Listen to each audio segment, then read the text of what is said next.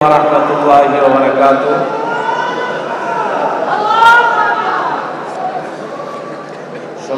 সম্মানিত উপস্থিত অতিথিবৃন্দ এবং আইনগাই মাসাজিদের ইমাম খতিব এবং বিজ্ঞ উলামায়ে কেরাম ও বাংলাদেশের বিজ্ঞ রাজনীতিবিদগণ, বাংলাদেশ 92% মুসলমানদের দেশ। সামনে নির্বাচন, আল্লাহ রাব্বুল আলামিন কাদেরকে ক্ষমতা আনেন আমরা জানি না।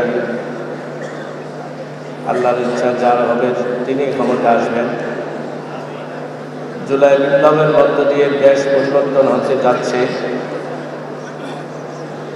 আমরা সবাই জানতে পারছি, শুনতেছি। আগামীতে আল্লাহ রাব্বুল আলামিন যাদেরকে নির্বাচিত করবেন,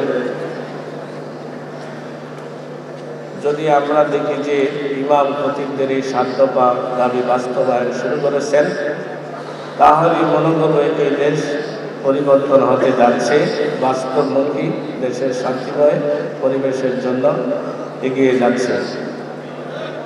আর যদি আমরা দেখি যে ইমাম খতিবদের